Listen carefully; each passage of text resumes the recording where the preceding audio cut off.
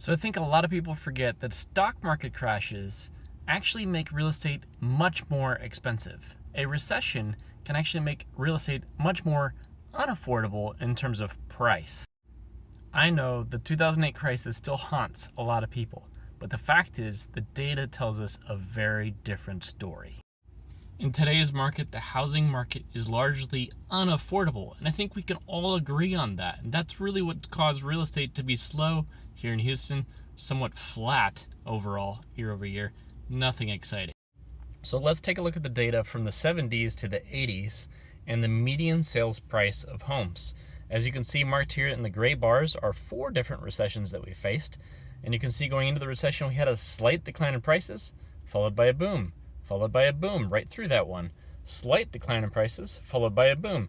Slight decline in prices going into the recession, followed by a boom. Now, why is this that prices go up immediately after this recession is already under? And you gotta remember that in the 70s and 80s, interest rates were insane. They got so high. It makes our 6% just look like peanuts compared to the 17% they saw back then.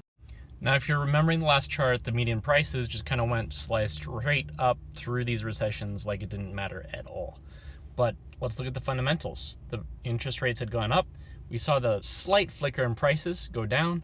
And then we saw that the interest rates came down after that recession was fully acknowledged by the government, causing prices to boom out of that. Same here. We saw interest rates hike up going into that recession, and then we saw prices go flat or slightly down. And again, it booms out as the mortgage rates come back down, bringing that affordability to the market. Something we're lacking a lot today, isn't it? So what happens during a stock market recession is the money flees the stock market and it goes to a safe, secure thing, like the 10-year bond. The 10-year bond is closely correlated to mortgage rates, creating affordability in the housing market, giving much relief needed for the housing market, which could be what we're about to see very soon. What do you think? Do you think we're about to see a stock market recession and the real estate getting hot?